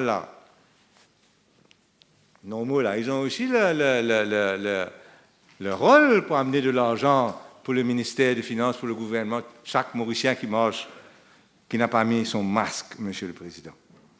Et si on compte que ça, que les trainees police officers, là, ils sont supposés ramener plus d'1 milliard de roupies par an.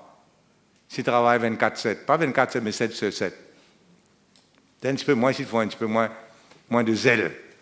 Voilà, Monsieur le Président, c'est inacceptable, tout ça, Monsieur le Président, c'est inacceptable. C'est une grave entorse à la démocratie. Se servir du Covid pour renvoyer les élections municipales, ce n'est pas démocratique, ce n'est pas acceptable. Les gens ont droit à exprimer leur opinion dans un vote, Monsieur le Président. Ça, c'est la démocratie. Vous voyez en Angleterre, M. Boris Johnson, les élections, là, quelques jours de cela, ils ont perdu beaucoup de sièges, mais ils ont fait les élections. Macron a fait ses élections présidentielles. Petit Rodrigue avec son petit hôpital là-bas, l'hôpital Victoria. Des milliers de cas il y avait, plus de 3000 cas. Ils ont fait les élections régionales, monsieur. Qu'est-ce qui empêche le gouvernement aujourd'hui de faire des élections municipales? Rien, sauf le désir de ne pas affronter la population, au moins dans les villes. Seule raison, aucune autre raison, zéro raison à part de cela. Aucun pays ne renvoie les élections à cause du Covid. Aucun. Même la Russie probablement fera. Je ne sais pas ce qui se passe au Corée du Nord. Ici à Maurice, Monsieur le Président, nous sommes en droit, à l'Assemblée nationale aujourd'hui, de réclamer des élections municipales immédiatement, après le budget. Faites immédiatement. On vous donne jusqu'au budget. Après, faites des élections municipales. C'est ça, Monsieur le Président. Démocratie, Monsieur le Président, marche avec transparence.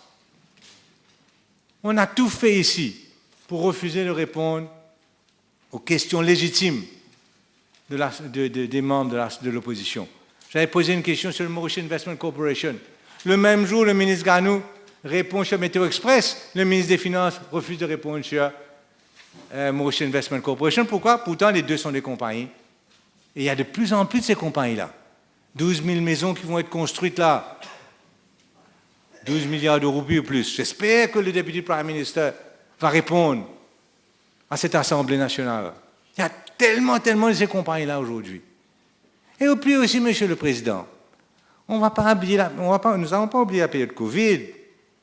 Le High Powered Committee, qui a siégé tous les jours, je pense, 300 réunions, ou plus, maintenant ça doit être plus. On veut nous faire quoi? On veut faire quoi aussi au directeur de l'audit? Qu'il n'y a aucun procès-verbal de ces 300 réunions du High Powered. Ça n'existe pas. Marie-mémoire, ça, pour se rappeler quelle décision qu'on a pris 300 réunions de cela. Et on veut nous faire croire qu'un gouvernement peut fonctionner, qu'un High Powered Committee qui prend une décision d'après ce que le rapport du PAC dit et de l'audit dit, que ce High Powered Committee-là, Monsieur le Président, n'a gardé aucun record qui peut donner au directeur d'audit ou bien qu'on peut nous fournir ici, à l'Assemblée nationale. Qui va croire ça? On ne sait pas donc à quel niveau donc cette opacité, où ça va continuer. Et vous avez un rôle à jouer aussi, Monsieur le Président. Encourager la transparence dans cette Assemblée nationale. Donc, Monsieur le Président, nous avons un Parlement muselé. Nous avons une situation difficile. Je vais juste, Monsieur le Président, dire que ce genre de débat civilisé, musclé, mais civilisé, est nécessaire. Nous avons été témoins depuis quelques semaines de cela à des affrontements qui peuvent à anytime déraper, Monsieur le Président. Vous savez, si ce Monsieur Govin, là, François Govin, était mort, qu'est-ce que ça aurait pu entamer? Pourquoi M. Govin est aujourd'hui à l'hôpital d'une situation critique, avec une balle réelle dans la gorge? Pourquoi? Ce n'est pas la faute du policier. Parce que le policier, c'est tout ce qu'on lui a donné pour se défendre. Bon, il a essayé de viser sur le genou, il a eu la gorge. Qu'est-ce que c'est ça? Ils sont mal entraînés. Mais quand même, il est l'heure aujourd'hui de donner les équipements nécessaires à la force policière pour qu'ils peuvent se protéger sans avoir à tuer les membres de la population mauricienne, sans avoir à blesser les membres de la population mauricienne. Les équipements existent. Où est le water cannon qui existait autrefois? Disparu. Pourquoi vous ne prenez pas tous ces milliards pour acheter un water cannon? Pourquoi pas? Où sont les balles en caoutchouc qui existent dans d'autres pays. Même les taseuses.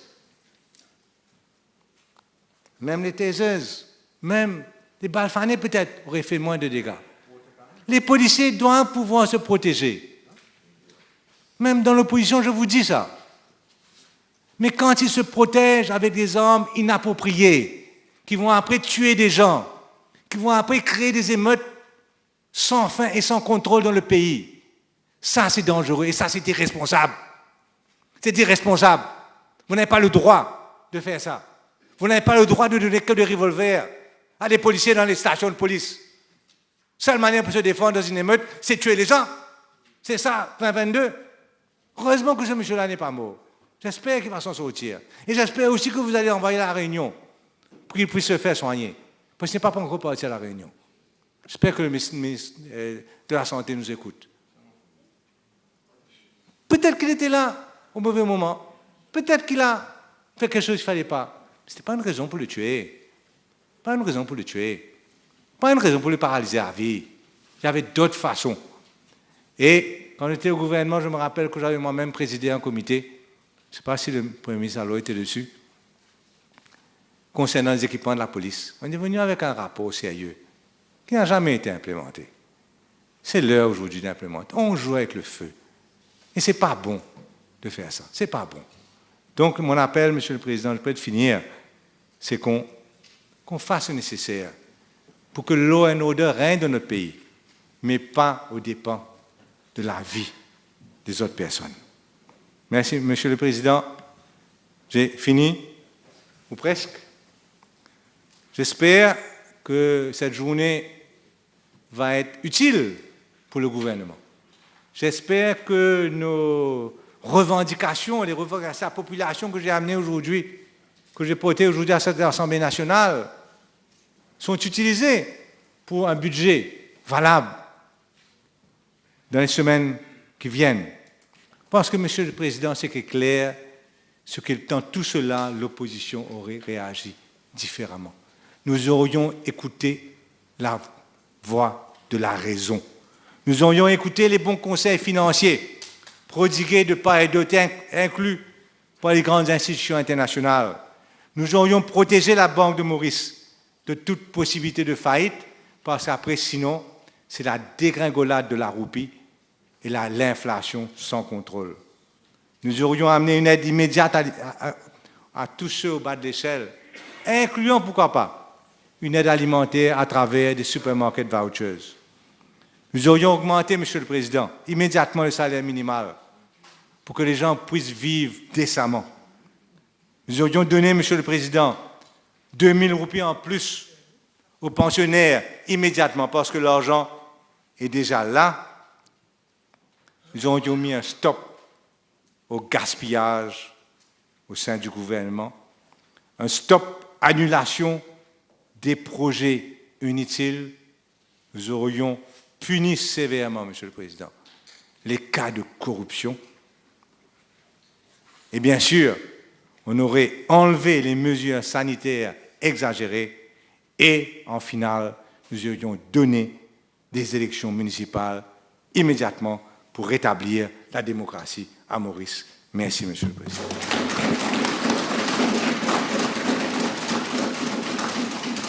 Honourable members, suspend the sitting for 30 minutes.